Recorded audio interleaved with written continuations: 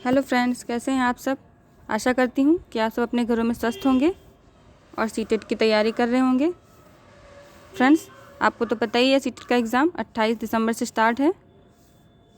तो फ्रेंड्स, आप लोग जुट जाइए सीटेट की जो भी बाकी तैयारी बची है करने में।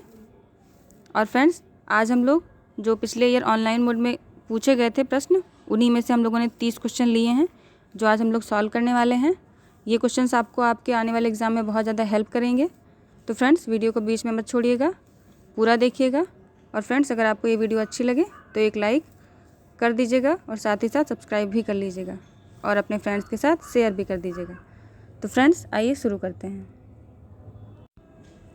पहला क्वेश्चन है, एक बच्ची रस्सी कूदना सीखने से पहले छलांग एवं चलना सीखती है। यह विकास के किस सिद्धांत की व्याख्या करता है। ऑप्शंस दे रखे हैं। विकास के सभी क्षेत्र परस्पर संबंधित हैं।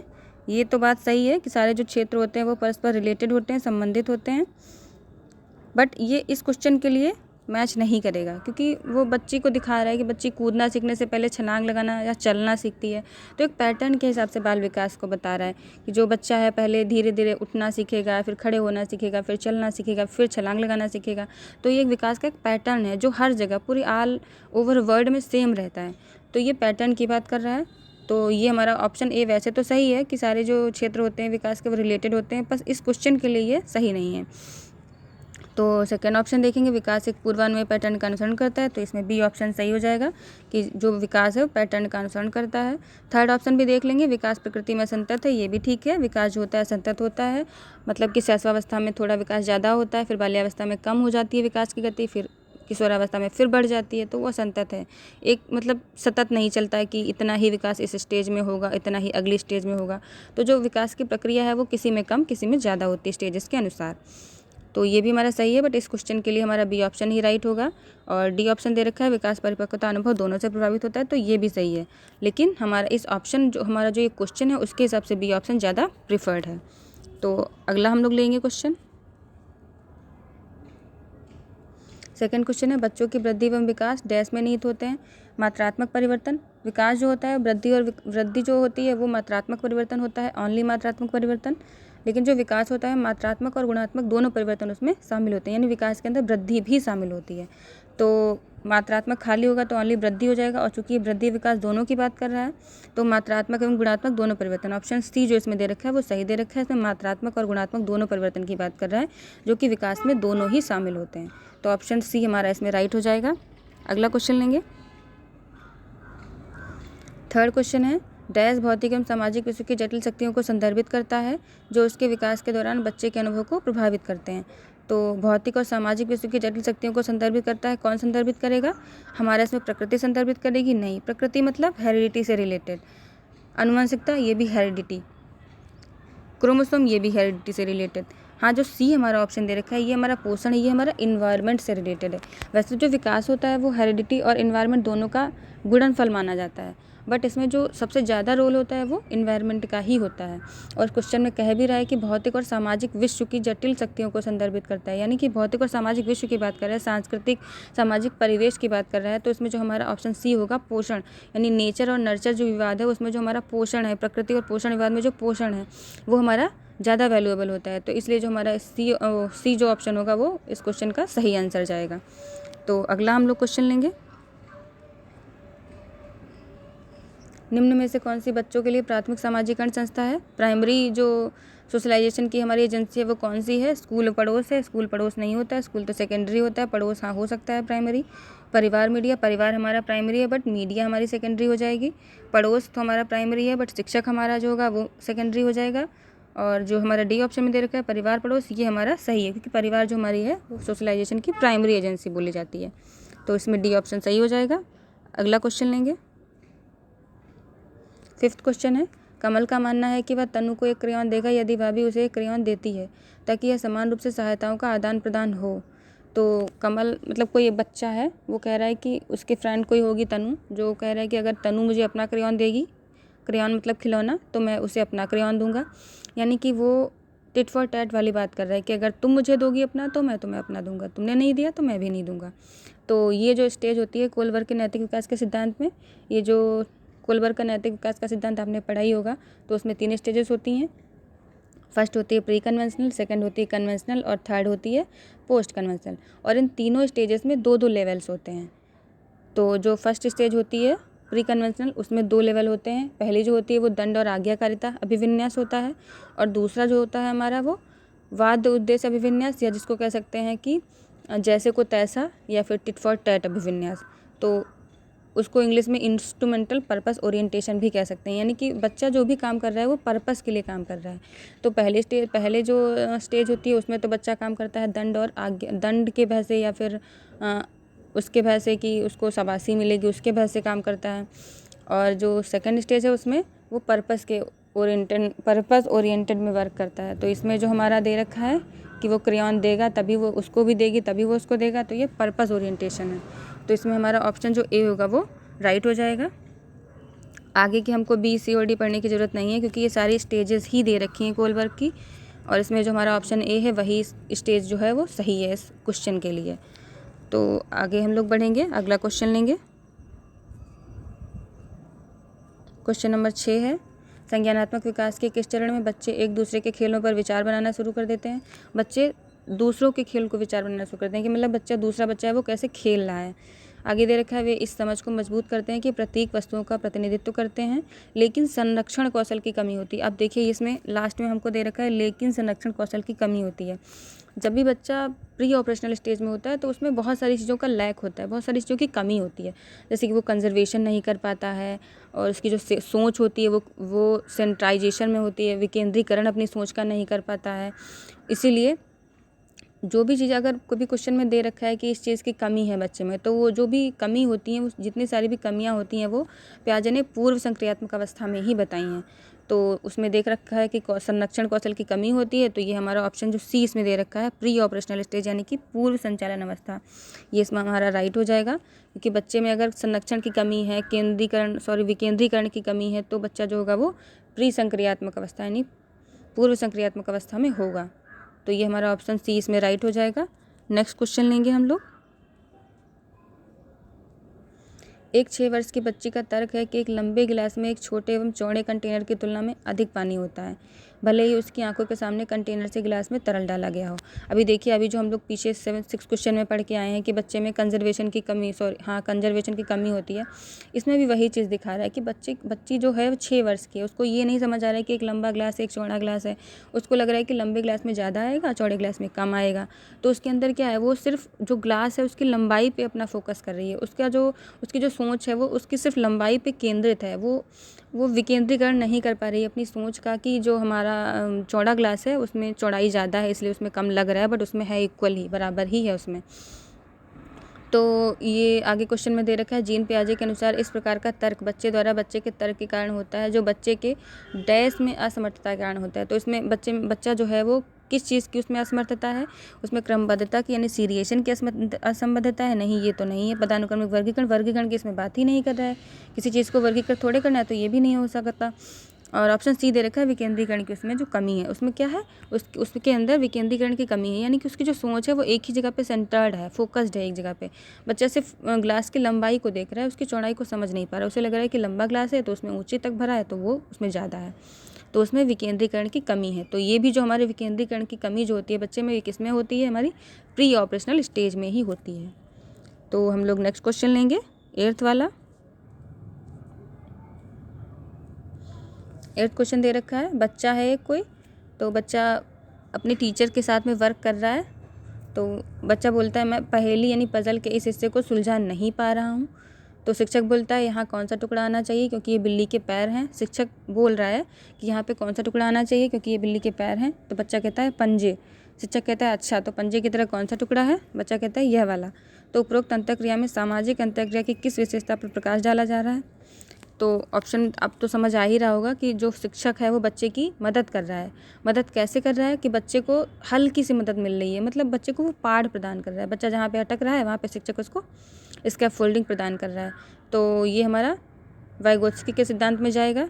तो उसमें देख लेते हैं कौन सी चीज़ पे प्रकाश डाला जा रहा है। अवलोकन अधिगम नहीं, अवलोकन अधिगम नहीं, अर्थ प्रकाशक अधिगम नहीं, मचान, इसमें स्कैफोल्डिंग की बात कर रहा है।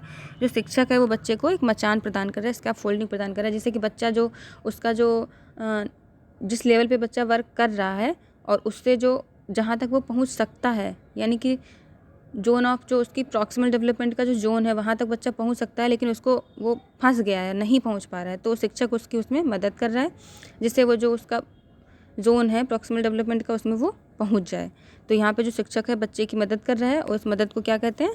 वाइगोत्स्की ने इस मदद को मचान या स्कैफोल्डिंग बताया है। तो हम लोग अगला क्वेश्चन लेंगे।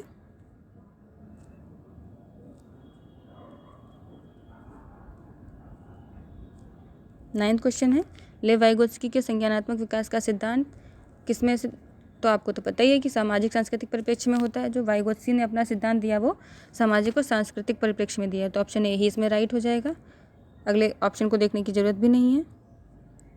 नेक्स्ट लेंगे हम तो 10th क्वेश्चन है, पियाजे के सिद्धांतों पर आधारित रचनावादी कक्षा में बच्चे डैश अधिगम करते हैं। तो पियाजे के सिद्धांत पर आधारित जो रचनावादी कक्षा होती है उसमें बच्चे क्या करते हैं? वयस्कों की नकल करते हैं? नहीं, नकल की बात पियाजे कभी नहीं करेंगे। वयस्कों द्वारा दिए गए स्पष्टीकरण के माध्यम से स्पष्टीकरण की बात पियाजे कभी नहीं करते। पुरस्कार के लिए नहीं, पुरस्कार और दंड की बात भी पियाजे नहीं करते। स्व आरंभिक गतिविधि के माध्यम से बच्चे सीखेंगे, तो ये हमारा डी ऑप्शन जो होगा वो सही हो जाएगा। बच्चे जो होंगे वो, पियाजे ने क्या कहा है कि बच्चे जो होते हैं वो छोटे वैज्ञानिक होते हैं, नन्हे वैज्ञानिक होते हैं, तो बच्चे स्व आरंभिक गतिविधि करेंगे, मतलब बच्चे खुद से सीखेंगे, तो उन गतिविधियों के माध्यम से बच्चे सीखेंगे, तो ये हमारा ऑप्शन जो डी होगा वो इसमें राइट हो जाएगा।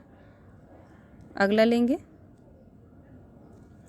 हावर्ड गार्डनर के बहुबुद्धि के सिद्धांत में यदि किसी व्यक्ति के पास अन्य लोगों की भावनाओं एवं व्यवहारों को समझने का कौशल है, तो हावर्ड गार्डनर ने तो बहुबुद्धि का सिद्धांत ही दिया है।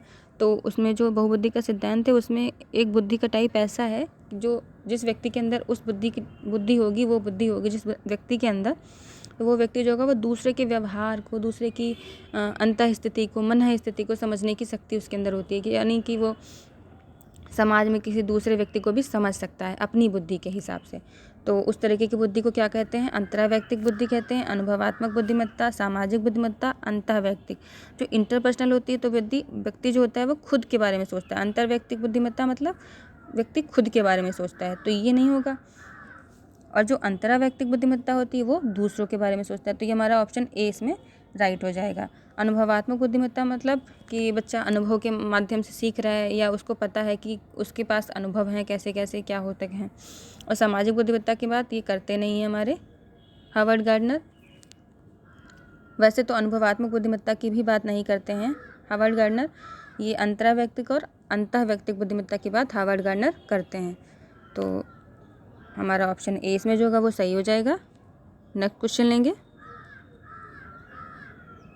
शिक्षकों को स्वयं को ऐसे उदाहरणों तक सीमित नहीं रखना चाहिए जो महिलाओं को नर्सों एवं शिक्षकों के रूप में व पुरुषों को डॉक्टर, पायलट के रूप में चित्रित करते हैं, क्योंकि इससे बढ़ावा मिलता है। तो कह रहे हैं कि जो शिक्षक हैं उनको अपने जो थॉट्स हैं या अपने विचार हैं उनको इस तरीके से सीमित नहीं रखना चाहिए। मतलब सीमित नहीं रखना चाहिए कि जो औरतें होती हैं वो सिर्फ नर्स हो सकती हैं या शिक्षिका ही हो सकती हैं, या जो आदमी होते हैं, पुरुष होते हैं, वो डॉक्टर और पायलट ही हो सकते हैं। तो इसमें क्या होगा कि रूढ़िबद्धता नज़र आएगी। अगर कोई व्यक्ति सोचेगा कि जो महिलाएँ होती हैं वो सिर्फ शिक्षिका बन सकती हैं, नर्स बन सकती हैं, तो ये जो चीज़ें होंगी वो रूढ़िबद्धता को डिनोट करेंगी।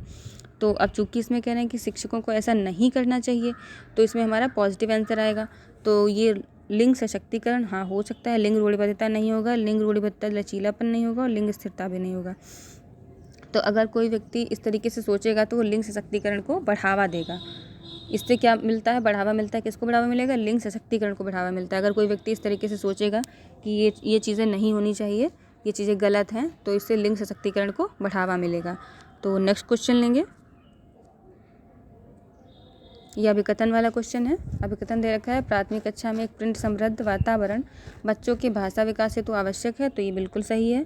और हमारा कारण आर दे रखा है, अधिगम में भावनाएं महत्वपूर्ण भूमिका निभाती हैं, ये भी सही है।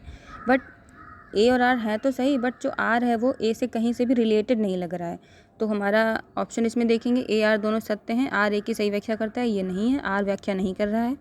ए आर दोनों सत्य हैं लेकिन आर ए की सही व्याख्या नहीं करता है, तो इसमें ऑप्शन बी जो हमारा वो सही हो जाएगा, क्योंकि दोनों सही तो हैं बट रिलेटेड नहीं है एक दूसरे से। तो ऑप्शन अगला हमारा ऑप्शन बी इसमें सही हो जाएगा। और अगला क्वेश्चन लेंगे, हरजोत अपने असाइनमेंट पर स्टार न मिलने पर बहुत परेशान हो जाती है। वह अपने काम पर किसी भी आलोचनात्मक टिप्पणी पर रक्षात्मक हो जाती है। इस मामले में कौन सी प्रतिक्रिया दृष्टिकोण सबसे प्रभावी होगा?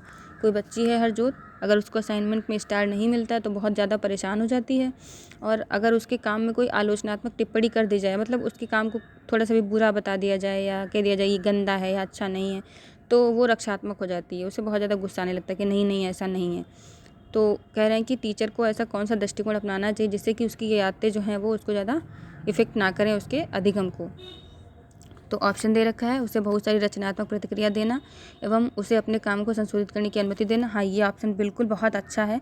उस बच्ची को रचनात्मक प्रतिक्रिया देंगे, स्टार देने के बजाय रचनात्मक प्रतिक्रिया देंगे कि हाँ यहाँ पे आपने बहुत अच्छा किया है, यहाँ पे आप और अच्छा कर सकते हो। तो इस तरीके से बच्ची जो होगी वो इस तरीके से रिएक्ट भी नहीं करेगी। तो ऑप्शन ए हमारा बिल्कुल सही हो जाएगा। इसमें बी ऑप्शन देखेंगे, सुनिश्चित करना कि उसे हर असाइनमेंट में स्टार मिले, तो ये तो गलत है। बच्चे को आदत हो जाएगी स्टार मिलने की, अगर आदत हो जाएगी तो फिर ऐसे बिहेव वो करेगी ही अगर उसको नहीं मिलेगा तो। ऑप्शन सी दे रखा है, सुनिश्चित करना कि उसे किसी असाइनमेंट पर स्टार या कोई अन्य इनाम ना मिले, ये भी बात गलत है, क्योंकि अगर किसी भी उसके असाइनमेंट में उसको कोई अच्छे मार्क्स नहीं देंगे तो बच्ची का जो मनोबल होगा वो ख़त्म हो जाएगा, वो अच्छा करने का मन बना ही नहीं पाएगी, ना वो अच्छा कर पाएगी। ये भी सही नहीं होगा। और डी ऑप्शन हमारा, उसे किसी प्रकार की प्रतिक्रिया तो ज़रूर देनी है बच्चे को, ये भी गलत है। प्रतिक्रिया ज़रूर देंगे बच्चे को, चाहे छोटी प्रतिक्रिया दें बड़ी प्रतिक्रिया दें, प्रतिक्रिया बच्चे को ज़रूर देनी जिससे बच्चे का जो मनोबल होता है वो बढ़ता है। तो इसमें ऑप्शन ए हमारा सबसे अच्छा है, ऑप्शन ए ही हमारा सही हो जाएगा। अगला क्वेश्चन लेंगे, निम्नलिखित में से कौन सा पोर्टफोलियो की विशेषता नहीं है? पोर्टफोलियो के बारे में आपको दे रखे हैं ऑप्शन, पोर्टफोलियो देखना है कौन सा इसमें पोर्टफोलियो को विशेषता नहीं प्रदर्शित कर रहा है। तो ऑप्शन ए दे रखा है, पोर्टफोलियो समय के साथ काम के नमूने एकत्र करते हैं और विकास परिवर्तनों को दर्शाते हैं, तो बिल्कुल सही है। बी ऑप्शन दे रखा है, पोर्टफोलियो में छात्रों को डिज़ाइन, संग्रह व मूल्यांकन में शामिल किया जाता है, ये भी सही है। ऑप्शन सी है, पोर्टफोलियो छात्रों को अपने अधिगम की प्रकृति के आकलन में शामिल करके स्वनियमन को बढ़ावा दे रहा है, तो ये भी सही है।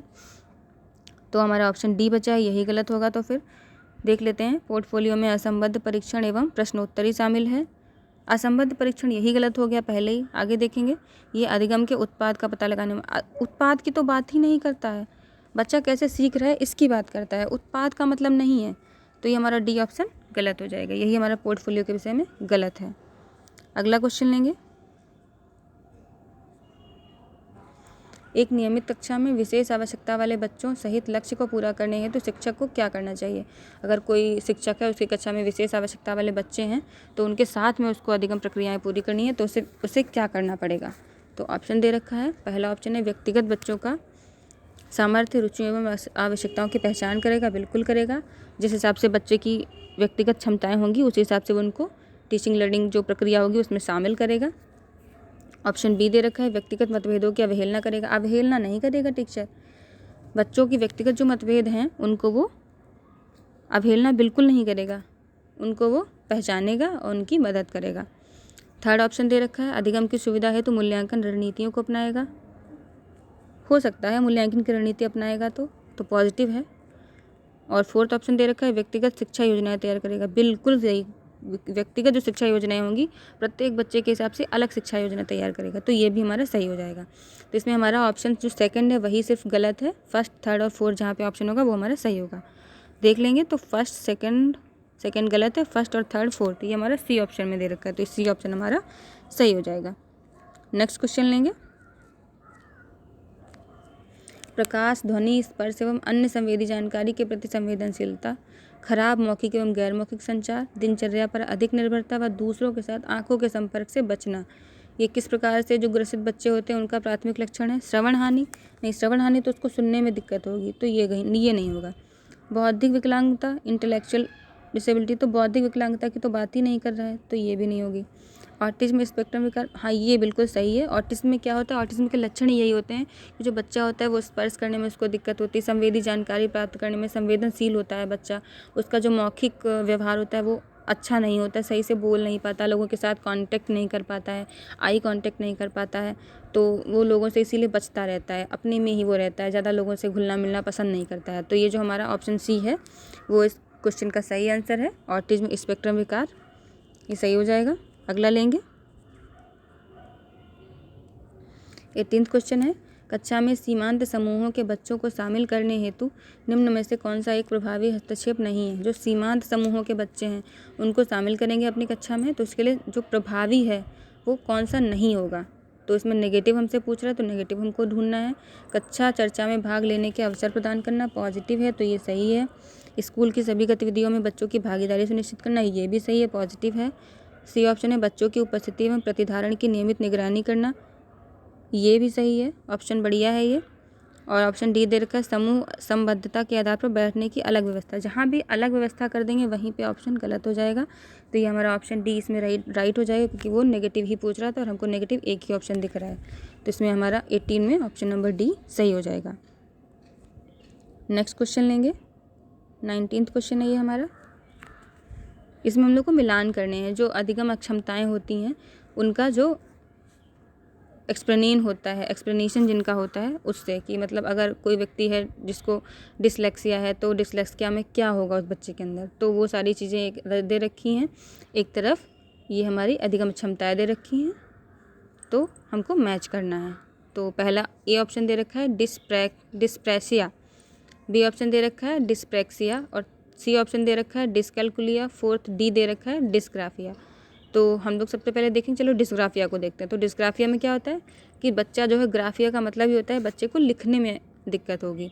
तो देखते हैं इसमें कौन सा लिखने में दिक्कत दिखा रहा है। ऑप्शन ए संतुलन ठीक मोटर नियंत्रण, बी ऑप्शन एक क्षमता जो सुसंगत रूप से लिखने की क्षमता को प्रभावित करती है, यानी कि डी जो डी वाला है उसका हमारा सेकंड ऑप्शन सही होगा। तो डी का सेकंड देखिए कहाँ पे दे रखा है, ये देखिए डी ऑप्शन में दे रखा है डी का सेकंड, और कहीं भी डी का सेकंड नहीं दे रखा है, तो ये हमारा डी ऑप्शन सही हो जाएगा। लेकिन देख लेंगे और हम लोग, ये देखिए डी का सेकंड दे रखा है। अब हम लोग सी का देखेंगे डिस्कैल्कुलिया मतलब जिसको गणित में दिक्कत हो रही है, गणितीय जो सूत्र हैं या जो भी गणितीय गणनाएं हैं उनको करने में दिक्कत हो रही है। तो इसका देखेंगे कहाँ पे दे रखा है गणितीय गणना, ये देखिए सी का थर्ड दे रखा है, सी का थर्ड गणितीय गणनाओं में क्षमता होगी, तो ये सी का थर्ड यहाँ पे दे रखा है। सी का थर्ड देखिए कहीं पे भी और कहीं नहीं दे रखा है। दूसरा बी दे रखा है, बी मतलब डिस्प्रेक्सिया। तो डिस्प्रेक्सिया का मतलब क्या होता है कि जो बच्चा होता है उसके जो हाथ हैं उसके पैर हैं उसके संतुलन में नहीं होते हैं, मोटर स्किल्स होती हैं वो उसके संतुलन में नहीं होती हैं। जो भी काम करेगा, जैसे कि एक बच्चे ने है एक बॉल ऊपर फेंकी, तो बॉल फेंक तो देगा ऊपर बट वो कैच नहीं कर पाएगा। वो हाथ भी फैलाएगा बट उसका आँखों से उसके हाथों का कनेक्शन जो होगा वो नहीं बैठ पाता है, तो उस बॉल को कैच नहीं कर पाएगा, बॉल गिर जाएगी। तो उस बच्चे को क्या होगा, डिस्प्रेक्सिया होगी। तो अब ऑप्शन ए बचा है डिस्पेसिया। डिस्पेसिया क्या होती है, डिस्पेसिया क्या होती है, भाषा विकार होती है, मतलब बच्चे को भाषा बोलने में समझने में जो दिक्कतें आती हैं तो वो डिस्पेक्सिया होता है। तो इसमें हमारा ए का 4 है, बी का फर्स्ट है, तो ऑप्शन डी हमारा इसमें राइट हो जाएगा। सारे ऑप्शंस सही हैं इसमें, और सारे जो इसमें ऑप्शन दिए हैं वो गलत हैं। तो अगला क्वेश्चन लेंगे, 20 क्वेश्चन है हमारा। एक शिक्षक रचनात्मक सोच को कैसे बढ़ावा दे सकता है। तो रचनात्मक सोच को बढ़ावा देने के लिए शिक्षक को क्या करना पड़ेगा, शिक्षार्थियों पर निरंतर निगरानी नहीं रखेंगे, बच्चों को स्वतंत्र छोड़ देंगे। प्रत्येक शिक्षार्थी से पूर्णता से कम कुछ नहीं करने की अपेक्षा, ये बात गलत है।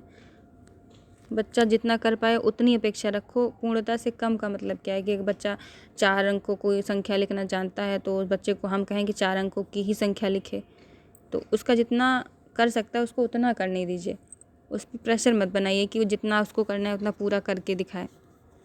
तो बी ऑप्शन भी गलत हो जाएगा। सी ऑप्शन है विभिन्न तरीकों से शिक्षार्थियों को अवसर प्रदान करना, यही हमारा सही ऑप्शन है। जहाँ पे बच्चों को विभिन्न तरीकों से अवसर प्रदान करेंगे बच्चा वहीं पे ज़्यादा एक्टिव रहेगा, तो हमारा सी ऑप्शन इसमें सही हो जाएगा। अगला लेंगे, किसी समस्या को हल करते समय बच्चे को कौन सा क्रम अपनाना चाहिए। बच्चे को कौन सा क्रम अपनाना चाहिए, अगर कोई बच्चा समस्या को हल कर रहा है तो सबसे पहले क्या करते हैं, हम समस्या की पहचान करते हैं। तो समस्या की पहचान ऑप्शन ए में दे रखा है, बी में ऑप्शन डेटा संग्रह नहीं होगा, समस्या को परिभाषित करना ये हो सकता है, और समस्या का विश्लेषण ये भी नहीं होगा। विश्लेषण तो सेकंड स्टेप होता है हमारा। अब देखिए 2 ऑप्शन कट गए हैं, 2 ही बचे हैं। तो पहला ए देखेंगे, समस्या की पहचान करना, फिर परिकल्पना करना, ठीक है परिकल्पना करेंगे। उसके बाद में परिकल्पना का परीक्षण करना, ठीक है, और डेटा संग्रह करना, ये ठीक है बिल्कुल। सी ऑप्शन देखेंगे, समस्या को परिभाषित करना, समस्या का विश्लेषण करना, परिकल्पना करना और परिकल्पना का परीक्षण करना, ये भी हमारा ऑप्शन सही है। यानी कि जो हमारा ए और सी दोनों ऑप्शन है वो दोनों ही सही हैं। सीटेट ने पिछली बार ये क्वेश्चन जो दिया था उसमें दोनों ही ऑप्शन सही थे, ए और सी दोनों। तो अगर आपने ए और सी दोनों में से किसी को भी सिलेक्ट किया तो आपका क्वेश्चन जो होगा वो सही बोला जाएगा। इसमें ए और सी दोनों ऑप्शन सही हैं। अगला लेंगे, एक शिक्षिका जो यह मानती है कि उसकी कक्षा के सभी छात्र अधिक अध्ययन करके अपने प्रदर्शन में सुधार करने में सक्षम हैं, बच्चों की सफलता का श्रेय उनके डैश को जाता है। कोई शिक्षिका है जो मानती है कि अगर उसके बच्चे अधिक अध्ययन करेंगे तो उनके प्रदर्शन में सुधार आएगा। तो अधिक अध्ययन से सुधार आ रहा है, यानी कि जो बच्चे हैं वो ज़्यादा पढ़ाई कर रहे हैं, तो उनके जो अधिगम में सुधार आ रहा है। तो बच्चों की सफलता का श्रेय किसको दिया जाएगा? उनकी क्षमता को। नहीं, क्षमता तो वो होती है एबिलिटी कि बच्चा जितना कर सकता है, बट इसमें कह रहा है ना कि बच्चा अगर जितना ज़्यादा पढ़ेगा उतना ही उसके अधिगम में सुधार आएगा। तो क्षमता की बात नहीं कर रहा है, प्रयास की बात कर रहा है, क्योंकि बच्चे जितना ज़्यादा पढ़ेंगे एक चीज़ को, जितनी ज़्यादा प्रयास करेंगे उसको समझने के, तो उनको समझ में आएगा। चिंता नेगेटिव वर्ड है, अनुवांशिक मेकअप हो नहीं सकता, तो हमारा बी ऑप्शन ही सही हो जाएगा इसमें। यानी कि जो बच्चे हैं उनकी सफलता का श्रेय उनके प्रयासों को दे रही है उनकी शिक्षिका जो है वो। तो नेक्स्ट क्वेश्चन लेंगे, 23 क्वेश्चन है, एक शिक्षक को किन छात्रों से उच्च उम्मीदें रखनी चाहिए? उच्च उम्मीदें रखनी चाहिए किन छात्रों से? केवल मेधावी छात्रों से। केवल तो वर्ड ही नेगेटिव है, तो ये गलत हो जाएगा। सभी छात्रों से उनके लिंग एवं वर्ग की परवाह किए नहीं, ये बात सही है, क्योंकि जो एक शिक्षक होता है वो किसी बच्चे को भेदभाव की दृष्टि से नहीं देखेगा। उसके लिए सारे ही बच्चे इक्वल होंगे, चाहे उनका लिंग कुछ भी हो, उनका वर्ग कुछ भी हो, किसी भी तरीके से वो भेदभाव नहीं करेगा। तो सी ऑप्शन है विशेष श्रेणी, कोई मतलब ही नहीं है किसी एक ही श्रेणी के बच्चों से रखेंगे। और डी ऑप्शन अलग अलग क्षेत्रों में लड़के और लड़कियों से, जैसे लड़कों से गणित, लड़कियों से भाषाओं। ये देखिए रूढ़िबद्धता की बात कर रहा है, जेंडर स्टीरियोटाइप की बात कर रहा है, तो ये भी हमारा ऑप्शन गलत हो जाएगा, बी ऑप्शन हमारा सही हो जाएगा। तो नेक्स्ट लेंगे, कौन सा ढांचा यानी फ्रेमवर्क प्रस्तावित करता है कि अधिगम सक्रिय है एवं सांस्कृतिक संदर्भों में होता है? तो कौन सा ढांचा ये प्रस्तावित करता है? सामाजिक रचनावादी, बिल्कुल सही, यही हमारा ए ऑप्शन सही हो जाएगा। व्यवहारवादी नहीं करते हैं, सूचना प्रसंस्करण भी नहीं, रचनावादी भी नहीं। रचनावादी और सामाजिक रचनावादी इतना ही डिफरेंस है सिर्फ, कि जो हमारा वैसे तो रचनावादी ठीक है, लेकिन जहाँ पे सामाजिक रचनावादी दिया है वहाँ पे रचनावादी जो होगा वो कम हो जाएगा इम्पॉर्टेंट, सामाजिक रचनावादी ज़्यादा हो जाएगा। तो इसमें 24 का जो ऑप्शन ए होगा वो सही आंसर होगा। अगला लेंगे, 25 क्वेश्चन है, पीटर कहते हैं मैं असफल हूँ क्योंकि मैं मूर्ख हूँ, एवं इसका अर्थ है कि मैं हमेशा असफल रहूँगा, यह किस प्रकार का मामला है? तो ये भिन्न सोच है, नहीं, गलत है। ये आत्मबोध है, नहीं। उपलब्धि की प्रेरणा कहाँ से मिल रही है बच्चे को? बच्चा तो अपने आप में ही परेशान है, उसको लग रहा है कि मैं हमेशा ही असफल रहूँगा, तो वो अधिगम अक्षमता की बात कर रहा है, अपने अंदर अधिगम असहायता की वो फीलिंग महसूस कर रहा है कि बच्चा जो है वो समझ रहा है कि मैं नहीं कर पाऊँगा, अधिगम अक्षमता, अधिगम असहायता की बात कर रहा है। तो ये हमारा जो डी ऑप्शन है इसमें अधिगमित व्यवस्था की बात कर रहा है बच्चा, इसमें डी ऑप्शन जो हमारा होगा वो सही हो जाएगा। अगला क्वेश्चन लेंगे, राष्ट्रीय शिक्षा नीति 2020 का प्रस्ताव है कि डैश को बढ़ावा देने हेतु प्रोत्साहित किया जाना चाहिए। रटकर याद करने को प्रोत्साहन कभी नहीं देंगे। रटकर याद करना, आलोचनात्मक सोच, तो रटकर याद करना तो नेगेटिव वर्ड है, तो ये भी नहीं हो सकता। सी ऑप्शन अनुभवात्मक अधिगम और महत्वपूर्ण सोच, ये हो सकता है, दोनों पॉजिटिव वर्ड हैं। और डी ऑप्शन अनुभवात्मक अधिगम, याद करना, ये नेगेटिव हो जाएगा। तो इसमें हमारा जो सी ऑप्शन है वो सबसे अच्छा है, क्योंकि इसमें दोनों जो वर्ड है वो पॉजिटिव दे रखे हैं। तो जो हमारी राष्ट्रीय शिक्षा नीति 2020 है वो अनुभवात्मक अधिगम और महत्वपूर्ण सोच को बढ़ावा देती है, प्रोत्साहित करती है। तो अगला क्वेश्चन लेंगे, छात्रों के अधिगम में सुधार की संभावना है जब, छात्रों के अधिगम में सुधार की संभावना कब होगी? शिक्षार्थियों के व्यक्तिगत एवं सांस्कृतिक अंतर को ध्यान में रखे बिना सभी को एक ही अध्ययन सामग्री दी जाएगी, तो ये गलत है। व्यक्तिगत भिन्नताओं को हमेशा ध्यान में रखना है, कभी भी उनको ध्यान में नहीं रखेंगे तो वो चीज़ गलत हो जाएगी। बी ऑप्शन लेंगे, अध्ययन सामग्री को वैचारिक संरचनाओं में व्यवस्थित किया जाना चाहिए, ये हो सकता है। सी ऑप्शन है, अध्ययन सामग्री को सूचना के छोटे छोटे असंबंधित भागों में विभाजित किया जाता है, ये भी गलत है। छोटे छोटे भागों में विभाजित करेंगे तो बच्चा समझ नहीं पाएगा। अध्ययन सामग्री में बिना किसी उदाहरण के परिभाषाओं को सूची होगी, तो ये भी गलत है, परिभाषाओं की सूची नहीं बनाएंगे। ये हमारा बी ऑप्शन होगा वो सबसे सही है, अध्ययन सामग्री को वैचारिक संरचनाओं में व्यवस्थित किया जाएगा, जिससे कि बच्चों को समझ में ज़्यादा आएगा। तो ऑप्शन बी जो हमारा होगा वो इसमें राइट हो जाएगा। ये हमारा थर्ड लास्ट क्वेश्चन है, निम्न में से कौन सा शिक्षक शैक्षणिक अधिगम समय को अधिकतम करने में सर्वाधिक प्रभावी होगा?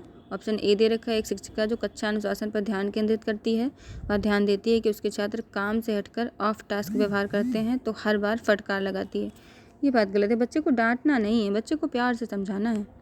बी ऑप्शन देखेंगे, एक शिक्षिका जो अपने विद्यार्थियों को सूचित करती है कि उन्हें कितनी देर तक गतिविधि पूरी करनी होगी एवं संक्रमण के समय में संगीत बजाना होगा। ये ऑप्शन बिल्कुल सही है। बच्चों को टाइम दिया है इसने कि इतने टाइम में आपको ये पूरा करना है वर्क, उसके बाद में जब आपका वर्क पूरा हो जाए तो मैं ये घंटी बजा दूंगी, इस घंटी के बजने से पहले आपको ये काम पूरा करना है। तो ये पॉजिटिव फीडबैक दे रहा है बच्चे को। बच्चा सोचेगा कि हाँ, घंटी बजने से पहले मुझे ये काम पूरा करना ही है। तो ये हमारा बी ऑप्शन राइट हो जाएगा, हो सकता है। आगे देखते हैं।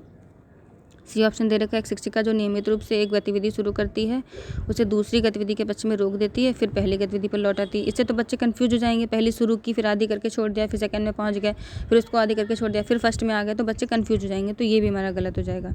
और फोर्थ हमारा दे रखा है, एक शिक्षिका जिसे अपने छात्रों को सीधा बैठाने की आवश्यकता है एवं समग्र ध्यान ब्लैक बोर्ड से कॉपी करने पर केंद्रित है। तो ये भी नहीं होगा, बच्चे को ब्लैक बोर्ड पर केंद्रित नहीं करेंगे, तो ये भी गलत हो जाएगा। तो हमारा जो बी ऑप्शन होगा वो इसमें सही हो जाएगा। बी ऑप्शन जो है वो हमारा पॉजिटिव भी है और बच्चे को एक्टिव रख रहा है, तो बी ऑप्शन हमारा सही हो जाएगा।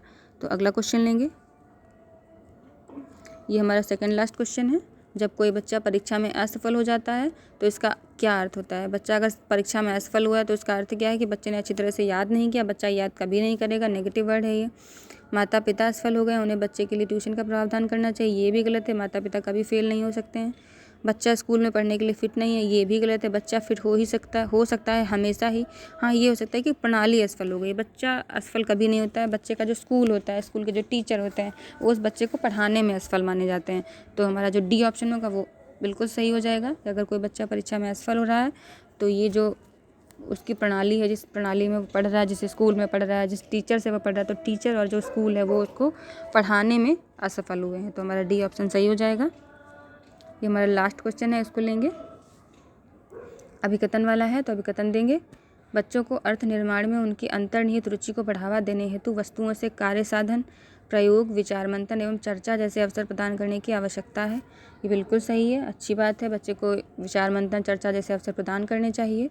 और हमारा कारण दे रखा है, अधिगम अपनी विशेषताओं में सक्रिय एवं सामाजिक है, तो ये हमारा कारण भी सही है। और ये जो कारण है वो हमारे कथन की व्याख्या भी कर रहा है। तो इसमें हमारा जो ए और आर दोनों सत्य हैं और आर ए की सही व्याख्या करता है। ये हमारा ऑप्शन ए सही हो जाएगा। तो फ्रेंड्स, अभी हमने CDP के 30 क्वेश्चन किए हैं। आप लोग कमेंट करके ज़रूर बताइएगा कि आपको ये क्वेश्चन कैसे लगे। और आपके अगर एग्ज़ाम में ये हेल्प करें तो प्लीज़ आप चैनल को सब्सक्राइब कर दीजिएगा और जाते जाते एक लाइक भी कर दीजिएगा। तो फ्रेंड्स, मिलते हैं हम लोग अगले वीडियो में। तब तक के लिए आप अपने घर में रहिए, कोरोना से बच के रहिए और साथ ही साथ अपनी पढ़ाई भी करते रहिए। तो फ्रेंड्स, चलिए हम आपसे विदा लेते हैं। तब तक के लिए थैंक यू।